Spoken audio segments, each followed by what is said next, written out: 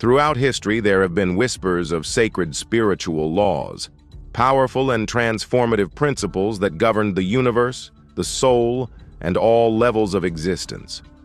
These laws, according to esoteric traditions and secret teachings passed down through mystery schools, were once the cornerstone of ancient civilizations' wisdom. Priesthoods in Egypt, Mesopotamia, India, and the Andes are said to have safeguarded them, not only as spiritual truths, but also as tools of divine mastery, human potential, and cosmic alignment. But as empires fell, and knowledge was centralized or destroyed, these laws were systematically buried, suppressed, or erased from collective memory. What follows is an unveiling of the 7 sacred laws, 7 keys once said to unlock the true power of existence. The law of divine reciprocity. As within, so without. As you give to the universe, so it gives to you. Long before the modern idea of karma or the simplified law of attraction, ancient spiritual systems honored a more sophisticated principle known as the law of divine reciprocity. This law emphasized that the energy we emit, through thought, intention, action, and even silence, creates a mirror in the greater cosmos. But unlike the passive notion of getting what you deserve, divine reciprocity framed reality as a living dialogue between the soul and the universe. Ancient Egyptian priests referred to it in terms of ma'at, the balance and harmony of cosmic order. In Andean cosmology, the Quero people still honor Aini, a sacred law of mutual exchange with nature and spirit. This law wasn't just about balance, it was about sacred alignment. If you lived in harmony, you would walk a path where the universe opened doors, guided you, and revealed synchronicities. However, if you broke the law through selfishness, deception, or disconnection from spirit, the universe withdrew its favor. Modern life, driven by consumerism and materialism, broke this law silently. We give little thought to the energetic consequences of our choices, and as a result, we often feel spiritually barren or cosmically disconnected. Yet, within the law of divine reciprocity lies the forgotten truth that the universe is not indifferent. It is listening, responding, and waiting for us to remember how to speak its language. The law of the eternal now. There is no past or future, only the unfolding present. Erased by linear historical thinking and institutionalized religion, the law of the eternal now reminds us that time is not a straight arrow but a circle, a sacred spiral. Mystics and ancient priests taught that all events are happening simultaneously in the field of divine consciousness. The past, present, and future exist together in a singular sacred dimension, the eternal moment. The Egyptian mystery schools initiated disciples into time-walking practices, spiritual techniques that allowed consciousness to access memories from previous incarnations or future outcomes, not as imagination, but as lived experience in the now. In Vedic India, this law was reflected in the principle of Kala, where enlightened beings transcend time entirely. The suppression of this law coincided with the rise of rigid time structures, calendars, clocks, and schedules meant to serve empire, not soul. Today, most of humanity is trapped in regret over the past or anxiety over the future, missing the only place where power truly resides, this moment. To reclaim the law of the eternal now is to awaken to a timeless reality. In this state, healing, insight, and even miracles become possible, not because we wait for them, but because they already exist. We only have to remember how to step into the present and claim them, the law of the living word. Words are not just symbols, they are codes of creation. This sacred law was once held in utmost reverence.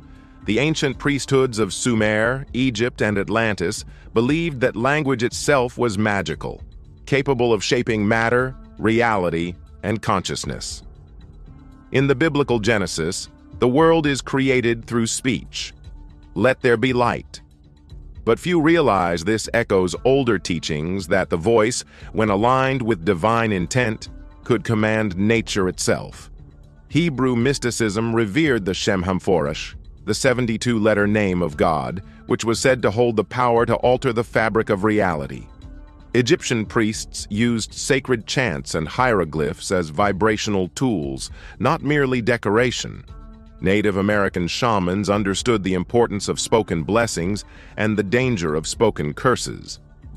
The law of the living word teaches that when we speak, we are not merely expressing thoughts. We are programming the matrix of our reality. Our words are spells, for better or worse.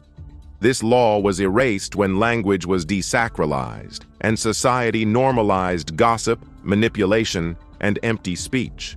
To reclaim this power is to speak with intention, reverence, and truth. To understand that every word has weight, vibration, and consequence, and that silence, too, is a form of speech in the divine tongue. The law of fractal resonance. All life reflects the pattern of the whole. The micro mirrors the macro. This law explains why ancient temples were built to mimic the stars and why initiation rites reflected death and rebirth. Everything is a fractal of something larger. The same patterns that govern galaxies also govern the cell. The spiral of a nautilus shell mirrors the Milky Way. The cycles of the moon echo the cycles of a woman's body. Mystics once knew that studying the self meant studying the universe.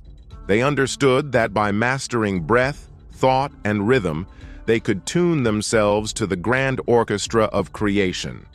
This was not metaphor. It was physics and spirit in one. The erasure of this law coincided with the rise of materialist science, which separated humanity from nature and dismissed interconnectedness as superstition. The ancients saw this as the greatest lie, that humans are separate, accidental, or random. Fractal resonance teaches us that everything is connected, patterned, and sacred. Healing the body heals the earth. Elevating the soul elevates the cosmos. And every act, no matter how small, reverberates throughout the entire web of existence. The law of sacred polarity. Opposites do not compete. They complete. Hidden within every myth and ancient story is a dance of duality. Light and dark, masculine and feminine, chaos and order. But the ancients did not view these forces as enemies. Rather, they saw them as necessary aspects of a divine whole. The yin and yang of Taoist thought, the Shiva and Shakti of Hindu Tantra, and even the Horus and Set myth in Egypt all reveal a deeper truth. Creation is born from sacred tension, not from domination. The law of sacred polarity was erased when monotheistic religions demonized the feminine, labeled darkness as evil, and preached a one-sided image of God. This created imbalance in the human psyche and the world itself. When half of the divine is rejected, humanity loses equilibrium. This law reminds us that healing comes from integration, not suppression. The shadow is not to be feared, but befriended. The feminine is not to be controlled, but revered. Harmony is found not by eliminating difference, but by embracing it in sacred unity. The law of inner sovereignty. The divine does not dwell in temples made by hands. It dwells within you. Perhaps the most threatening law to ancient power structures was the law of inner sovereignty. It taught that every human being contains the spark of the divine and therefore requires no intermediary, no priest, temple, or institution to access truth, power, or salvation. This law lives in the teachings of the Gnostics, the Essenes, the Vedic sages, and even in the words attributed to Christ. The kingdom of heaven is within you. To control the masses, this truth had to be buried. Priesthoods and empires claimed monopoly over spiritual knowledge. They declared heretical those who sought divine communion without them. And so, temples of the soul were replaced with cathedrals of control.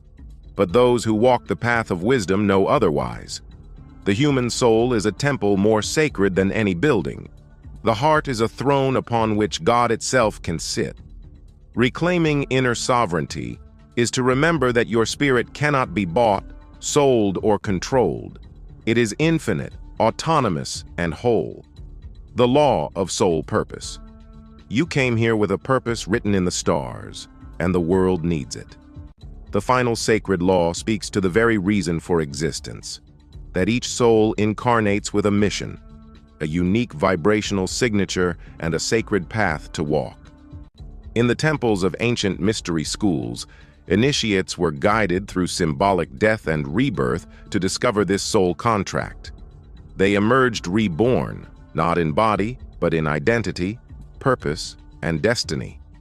Modern society, with its emphasis on conformity and productivity, erased this truth.